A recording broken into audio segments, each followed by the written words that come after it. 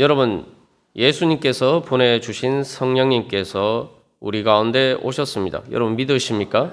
예. 우리 가운데 지금 이 자리에 우리와 함께 계심을 믿으십니까? 그렇다면 여러분 기쁘십니까? 예. 여러분들 왜 기쁘십니까? 예. 오늘 우리가 성령 강림 주일과 더불어서 청년 주일로 지키면서 이 청년들의 문제에 대해서 한번 생각해 보면서 성령님께서 우리와 함께 계신 이유가 왜 우리에게 기쁨이 되는지 우리가 그 복음의 은혜를 발견하기를 간절히 소망합니다. 요즘 청년 세대들에게 화두는 이 공정입니다. 많은 문제들이 있지만 특별히 공정이 이슈가 되고 있습니다. 공정이라는 것을 보통 생각할 때는 자기 능력대로 대우받는다. 부정한 방법으로 능력이 되지 않으면서 부정한 방법으로 이렇게 뭔가를 얻는 그런 세상이 아니라 또 정말 공정하게 경쟁하고 그렇게 해서 그 공정하게 능력대로 대우받는 그런 사회가 되기를 소망하는 마음들이 있습니다. 그래서 이 부정한 방법으로 그런 경쟁에서 이기려고 하면은 결국 그렇게 이긴 승자들은 당연히 공정한 방법이 아니었기 때문에 또 그 위치에서 모든 일을 행할 때에 정의롭게 행하기가 어렵습니다. 그래서 우리가 그런 공정을 바라고 소망합니다만 또 그렇게 되면은 세상이 정의로운 그렇게 세상이 되면은 살기 좋은 세상이 될 것처럼 생각합니다. 물론 부정부패로 얼룩진 세상보다는 당연히 낫겠죠. 그러나 능력대로 대우받는 세상이 실상을 보면 그렇게 또 살기 좋은 세상이 아닙니다. 그런 세상도 힘든 세상입니다. 학생들이 요즘 학교 생활할 때에 왜 힘듭니까? 젊은이들이 왜 힘듭니까? 경쟁 때문이죠. 예. 그래서 치열한 경쟁에서 살아남기 위해서 많은 노력을 합니다만 그것들이 많은 경우에 인간관계도 해치고 또한 우리의 청소년들이 건강하게 자라는 것도 방해하고 또 스트레스가 그만큼 심해지고 그래서 이 능력대로 대우받는 세상은 공정하다라고 생각할 수 있을지 모르지만 행복한 세상은 아닙니다. 그리고 능력대로 대우받는 것이 공정하다라고 또 생각하지만 그 능력이라는 게 무엇인가 생각해 보면은 우리가 부모의 그러한 흔히 말하는 백이라고 얘기하는 부모의 그 배경이나 이런 것들을 제외한 자기 자신의 능력이라고 생각합니다만 사실 자기 자신의 능력이라고 생각하는 많은 것들도 실상은 유전이나 여러 가지 환경적인 조건을 통해서 받은 것들이 대부분입니다. 그렇기 때문에 똑같이 열심히 해도 능력에 따라서 전혀 다른 결과들이 나옵니다. 열심히 하면 된다 이렇게 이야기하지만 물론 열심히 해야죠. 그러나 열심히 하는 것과 능력은 사실 별개의 문제예요. 그렇기 때문에 사실 이 능력에 따라 대우받는다라고 할 때에 그런 세상에서는 결국 또 능력이 없어서 또 원하는 것을 얻지 못하고 또 그러다 보면은 소외감을 느끼고 또 그것들이 마치 사회에서 뒤떨어진 것처럼 그래서 젊은 사람들이 흔히 이야기하는 것처럼 루저가 되는 것처럼 그렇게 생각이 돼요. 그렇기 때문에 사실 능력대로 대우받는 세상이 출발선은 될 수 있지만 사실은 행복의 조건이 되지는 못합니다. 그렇다면은 우리의 청년들에게 어떤 소망이 있을까요? 또 우리는 어떤 축복을 받아야 되겠습니까? 오늘 예수님의 사건을 보면은 우리가 엠마오로 가는 두 제자와 예수님의 만남에 대해서 지금까지 자세히 살펴보았습니다만 그들이 이야기하는 문제는 왜 그들이 슬픈 빛을 띠었느냐 하는 문제는 바로 공정하지 않은 세상이기 때문입니다. 왜 공정하지 않습니까? 그들이 말하기를 예수님은 말과 일에 있어서 능력이 있는 분이었다. 말 그대로 능력이 있는 분이었어요. 그런데 그 예수님이 예수님처럼 능력이 없는 그 말씀과 그 행하시는 모든 일에 능력이 없는 대제사장과 그 무리들에 의해서 예수님보다 능력이 못한 그들에 의해서 예수님이 십자가에 달려 돌아가셨단 말이죠. 예수님이 억울하게 죽으셨단 말이죠. 그래서 그들은 소망을 잃어버렸습니다. 엠마오로 가는 두 제자가 예수님의 죽음 앞에서 슬퍼할 수밖에 없었던 것은 세상이 공정하지 않다라고 생각해서, 또 공정하지 않다는 것은 하나님의 그 진리의 말씀이 세상에서는 현실적으로 이루어지지 않는다, 그런 생각이 들었기 때문입니다. 그렇다면 그게 무슨 소망이 있겠습니까? 그죠? 그래서 슬픈 빛을 띌 수밖에 없었는데, 이게 오늘날 우리의 인생의 삶의 현실이 엠마오로 가는 두 제자가 예수님의 죽음 앞에서 경험했던 현실이나 오늘날 또 우리가 살아가는 현실도 별반 다르지 않습니다. 그러나 성경을 통해서 하나님께서 보여주신 것은 하나님은 공정하신 분이고 정의로우신 분이기 때문에 예수님을 부활하게 하셨다는 겁니다. 그리고 예수님께서 뭘 성천하게 하셔서 가장 정의로우시고 의로우시고 말과 일에 능력이 있으신 예수님이 가장 높은 자리에서 다스릴 수 있도록 하나님께서 예수님을 높이셨다는 거예요. 그렇기 때문에 이것은 소망이죠. 정말 이 정의롭지 않은 세상에서 바로 정의가 승리한다, 진리가 승리한다라는 것을 실제로 현실로 보여주신 것이 바로 예수님의 부활과 승천 사건입니다. 그런데 우리가 그 능력만을 가지고 능력에 따라 대우받는다, 그런 세상이 좋은 세상을 위한 출발점은 될 수 있지만 행복의 조건은 되지 못한다라고 말씀드렸죠. 그런데 예수님께서 다스리시는 그 세상은 단순히 공정한 세상이 아니라 행복한 세상입니다. 그게 바로 하나님 나라죠. 그러면 예수님께서 다스리시는 그 세상이 왜 행복한 세상이 될 수 있습니까?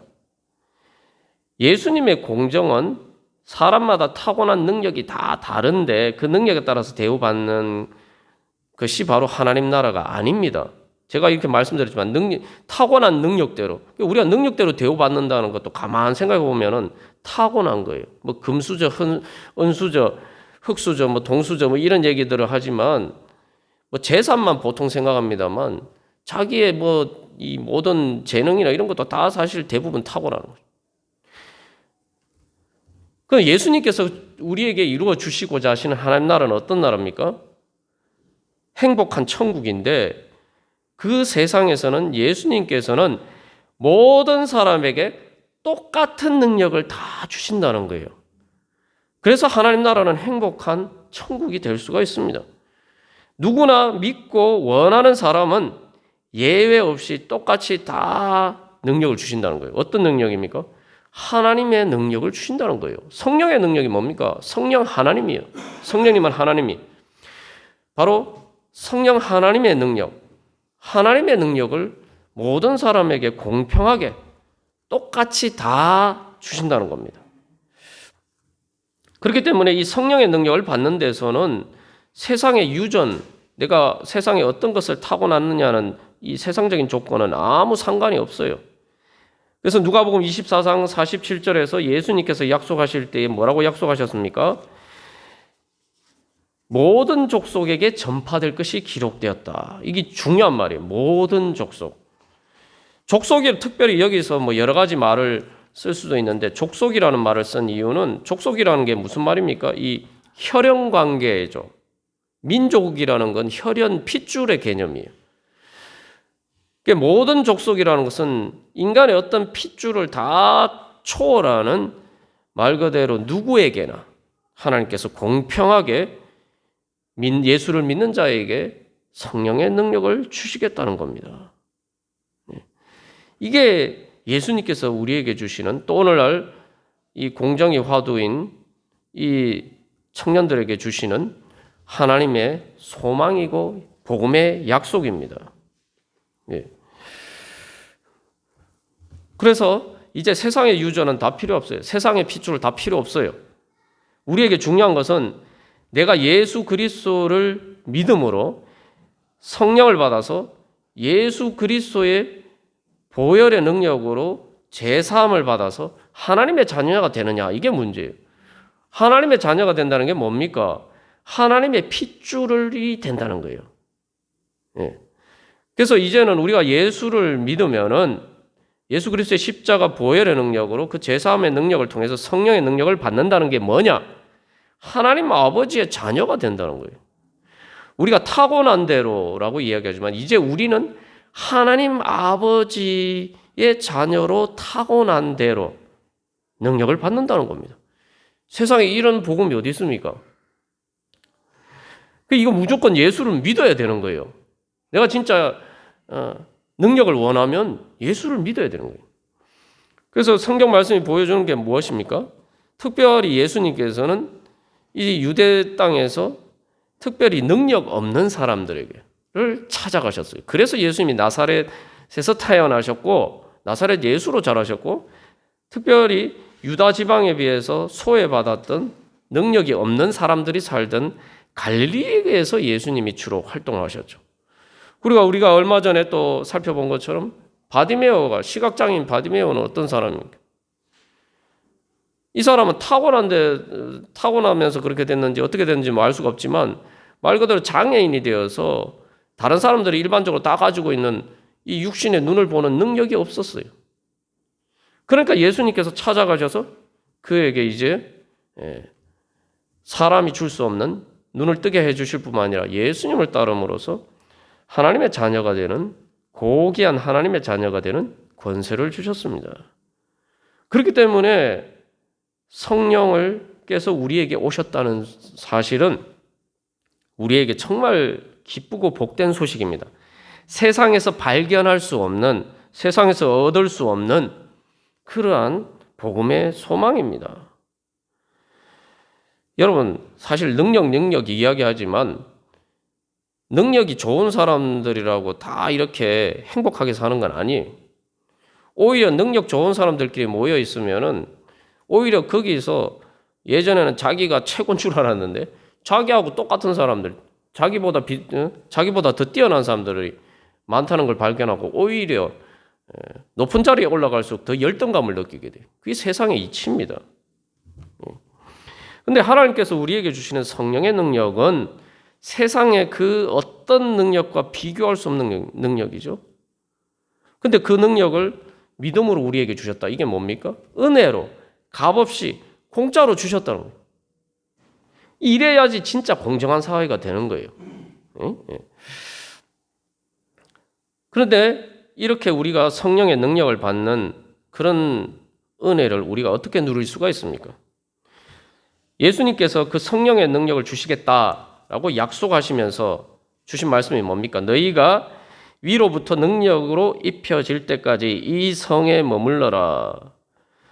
그 예루살렘 성이죠. 그 예루살렘 성에 머물러라는 의미가 뭡니까? 누가복음 24장 마지막 말씀을 보면은 그들이 예루살렘에 돌아가 늘 성전에서 하나님을 찬송하니라. 다시 말하면 부활하신 그리고 성천하신 예수님을 주님으로 섬기면서 기뻐하면서 바로 주님 그 부활하시고 성천하신 예수님을 주님으로 경배하는 예배의 자리 가운데 머물러 있으라, 그 얘기예요. 성령의 능력을 받기 위해서는 가장 기본적인 조건입니다. 그래서 바로 부활하시고 승천하신 예수님을 주님으로 예배하는 참된 예배가 있는 바로 그곳에 하나님의 성령의 능력이 임하는 것입니다. 그런데 우리는 아직도 혹시 엠마오로 가는 두 제자처럼 예수님을 알아보지 못하고 있지 않습니까? 엠마오로 가는 두 제자는 예수님의 죽음 때문에 예수님이 안 계신다고 생각해서 슬퍼했는데 한 걸음 더 나가서 우리가 예수님의 부활과 승천도 한번 생각해 봐야 돼요. 무슨 의미냐 하면은 그래 예수님이 부활하시고 승천하셨다. 다 좋다 이거예요. 근데 그 예수님이 부활하시고 승천하신 것이 내게 무슨 의미가 있느냐. 이게 중요한 겁니다. 내게 무슨 의미가 있느냐. 그 예수님은 그 능력으로 부활하시고 승천하셨는데 그게 나한테 무슨 의미가 있느냐. 누가복음 24장 51절에서 우리가 주목해야 봐야 될 중요한 단어가 있는데 예수님께서 그들을 떠나셨다라고 이야기하고 떠나셨다. 이 떠나셨다는 말은 문자 그대로 이 말의 헬라어는 문자 그대로 풀어서 이야기를 하면은 멀리 떨어져 서 있다는 거예요. 이게 분리되는 걸 의미합니다. 말 그대로 예수님이 떠나버리셨다는 거예요. 예수님이 하늘로 올라가 버리셨다는 거예요. 우리가 이걸 뭐라고 얘기합니까? 보통 하늘로 솟아서 사라져 버리신 거예요. 예수님이. 이게 그냥 땅에서도 아니고 이제 예수님이 하늘로 솟아서 사라져 버리셔서 이제 예수님과 우리 사이에는 하늘과 땅만큼 거리가 멀어진 것이죠. 이것처럼 우리가 신앙생활을 하면서도 사도신경으로 늘 예수님의 부활과 승천을 고백하면서도 그 예수님의 부활과 승천이 나 자신하고는 너무 거리가 먼 얘기. 하늘과 땅처럼 거리가 먼 이야기로 우리가 그렇게 생각하고 때로는 많은 경우 생각 자체를 하지 않고 우리가 그렇게 살아갈 때가 많습니다. 그래서 마치 예수님의 부활과 승천은 오늘날 우리들에게 있어서 하늘의 구름 감 잡는 이야기처럼 우리가 그렇게 생각될 때가 있습니다. 이 세상에 물론 교회가 있지만 그래서 우리가 오늘도 주님 앞에 나와서 예배드리지만 이 세상은 예루살렘 성처럼 보인단 말이죠. 바로 예수님이 억울하게 사형 선고를 받으시고 죽으신 바로 예수님을 죽였던 죄와 사망의 권세가 지배하는 그런 세상처럼 보일 때가 많습니다. 예수님이 어디 계시냐? 그 예수 안 믿고도 잘 살아가는데 예수 믿으면서도 잘 못 사는 것처럼 보이는 사람들도 있고, 그죠? 그러니까 우리가 과연 이 땅에서 현실에서 살아갈 때에 정말 우리가 신앙 고백한 것처럼 예수님이 지금 하나님 보좌 우편에서 우리를 지금 이 세상을 다스리고 계시는가? 도대체 예수님은 어디 계시느냐? 우리가 현실에서는 예수님을 찾아보기가 어려울 때가 많죠. 그런데 우리가 주목해서 또 봐야 될 것은 예수님이 그렇게 그들을 떠나가셨다 이렇게 이야기하는데 그러면 제자들의 반응이 어떻게 되어야 되겠습니까? 앞에서 이야기한 것처럼 슬퍼하거나 예수님을 그리워하거나 이래야 되는데 52절 말씀에서는 제자들의 반응이 어떠합니까? 큰 기쁨으로 그들이 슬퍼하거나 예수님을 그리워하지 않고 오히려 기뻐했다. 그냥 기뻐한 정도라 크게 기뻐했다. 그래서 너무 기뻐가지고 찬양했다. 그리고 그냥 찬양한 것도 항상 늘 성전에서 찬양했다. 늘 이렇게 막 노래가 신나서 신바람이 나서 노래가 막 찬양이 막 속에서부터 우러나는 거예요.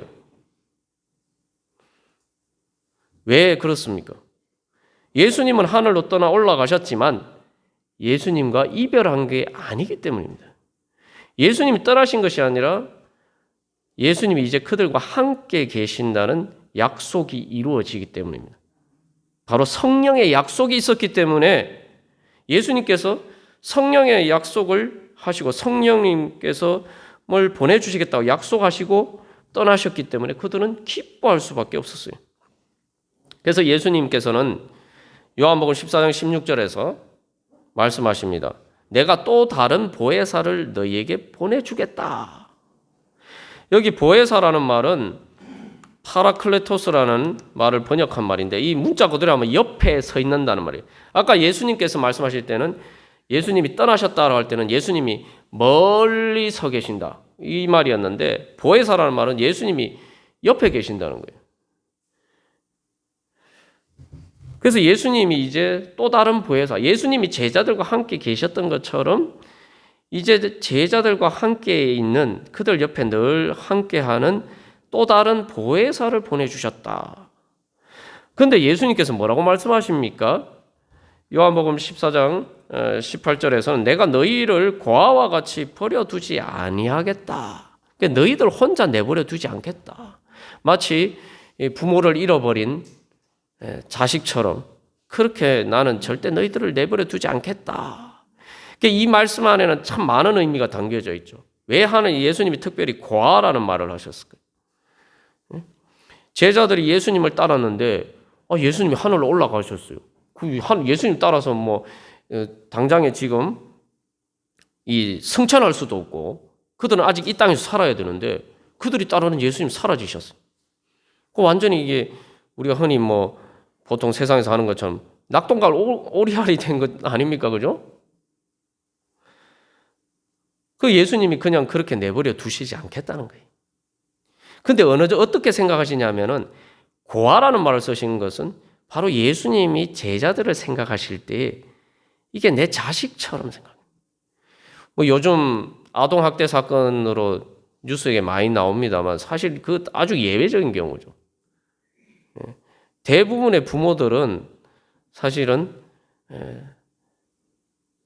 자식을 위해서 자기를 희생하고 자식을 버릴 수 없는 게 부모의 마음이죠. 하나님 아버지의 마음은 어떠시냐요? 예수님이 그 하나님 아버지의 마음으로 말씀하신 거예요. 우리가 어린아이와 같이 되지 않으면 천국에 들어갈 수 없다 말씀하셨는데 바로 주님께서는 우리를 마치 혼자 내버려 두면은 살지 못하는 그 어린아이처럼, 조그만 어린아이처럼 그렇게 우리를 보시고 내가 같이 있어야 되는데, 내가 돌봐줘야 되는데, 내가 먹여주고 재워주고 씻겨주고 내가 그렇게 함께 있으면서 돌봐줘야 되는데 예수님께서는 지금 마음이 그러시다는 거예요. 우리를 바라보실 때 저 혼자 내버려 두면 안 되는데 그렇잖아요. 여러분 아직 어린애들은 3살 4살 이런 애들은 혼자 내버려 두면 어떻게 됩니까? 큰일 나죠. 그래서 혹시라도 잊어버리면은 울고불고 막 찾지 않습니까? 하나님 아버지 마음이 그런 거예요. 예수님께서 그런 제자들을 보실 때 그런 마음이 드시는 거예요. 우리가 늘 기억할 것이 바로 이것입니다. 하나님이 우리를 어떻게 바라보시는가? 고아가 내가 너희들을 절대로 고아와 같이 너희들 혼자 내버려 두지 않겠다. 하나님께서 우리를 그렇게 바라보십니다. 탕자처럼 우리가 하나님을 의식하지 않고 하나님 아버지 없이도 잘 살 수 있는 것처럼 그렇게 생각하더라도 우리는 그렇게 생각해도 탕자의 아버지처럼 하나님 아버지께서는 예수님께서는 우리를 그렇게 불쌍하게 여기시고 내가 옆에 있지 않으면 안 되는데 그런 마음으로 우리와 함께 계시기를 원하신다는 겁니다. 그래서 예수님께서는 고아와 같이 버려두지 아니하시겠다 말씀하시고 그 다음에 어떻게 말씀하십니까? 바로 14장 18절 말씀에서 너희에게 올 것이다. 너희에게 올 것이다. 바로 제자들에게 오시겠다 말씀하십니다. 예루살렘에 머물러라는 것은 예루살렘에 보면은 예수님이 십자가에 달려 돌아가시고 난 다음에 제자들이 자기들끼리 무서워서 숨어 있었단 말이죠. 그러나 이제 예수님께서 성령님을 통해서 임재하심으로 그 예루살렘은 바로 하나님 아버지께서 예수님을 통해서 그들과 직접 함께 하시겠다는 거예요. 이제 예루살렘에 살지만 그들은 하나님 아버지 품 안에 있는 것처럼 예수님께서 그들과 함께 하시겠다는 거예요. 그래서 그들이 부활하신 예수님, 승천하신 예수님을 주님으로 부르는 바로 그곳에 예수님께서 성령님을 통해서 그들과 함께 계시겠다는 거예요. 그러니까 우리가 예배하면서 이거는 이 모임 가운데 그래서 성령님을 통해서 임재하시겠다는 겁니다.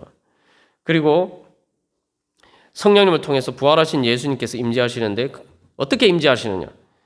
바로 승천하신 예수님이 하나님 보좌 우편에 앉으신 것처럼 우리가 예수님께 경배할 때에 우리를 다스리시는 우리의 주님으로 바로 우리 가운데 임재하셔서 우리들과 함께 해 주시겠다는 겁니다. 그게 바로 성령의 약속이에요. 근데 여러분, 성령님께서 우리와 함께 계시는 게 우리의 육신의 눈으로 보입니까? 안 보이죠?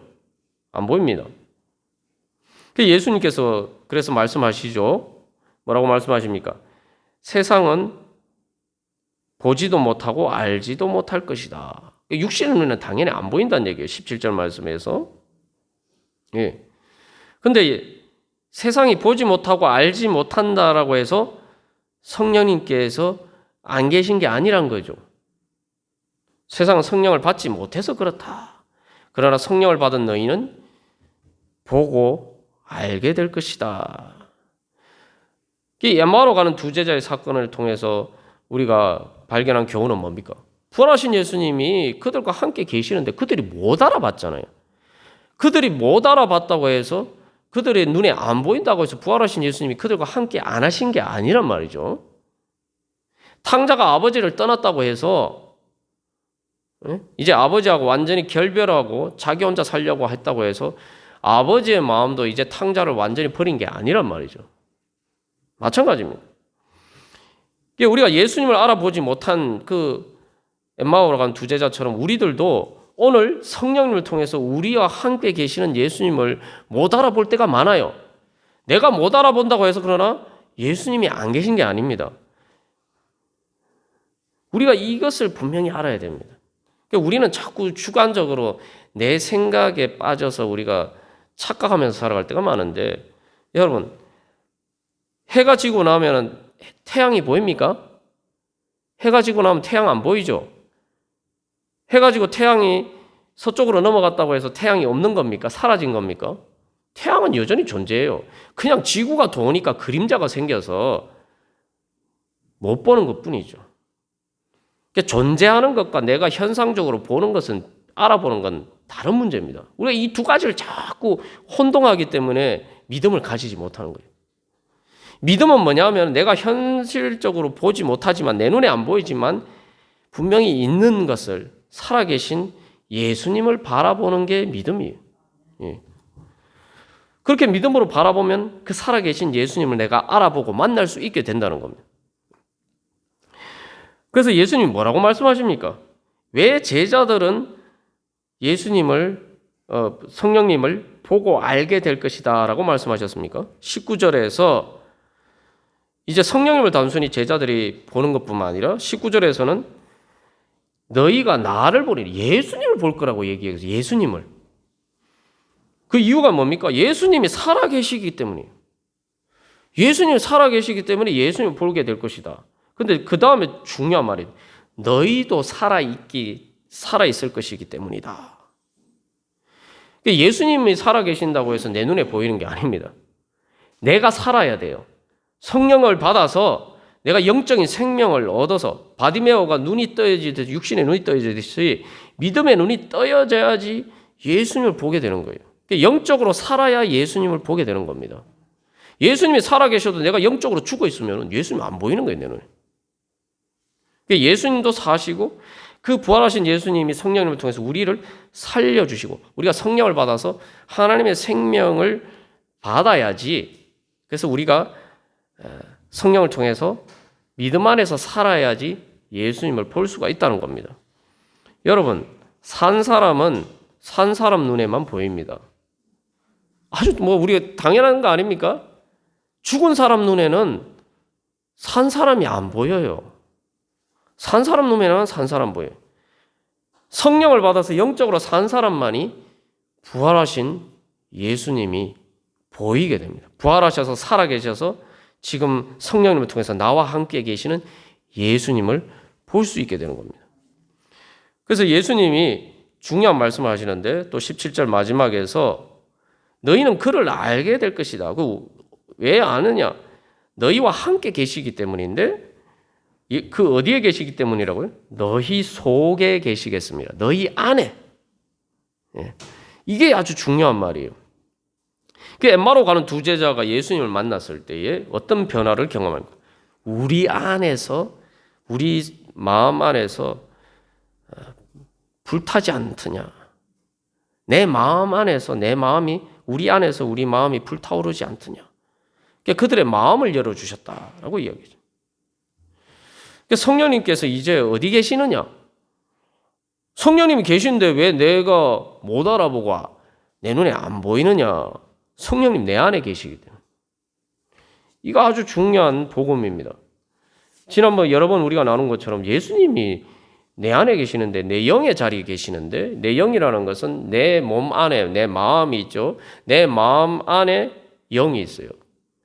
성령님이 내 영에 계신다는 것은 내 몸보다 더 가까이 계시고 내 마음보다 나와 더 가까이 계신다는 얘기예요.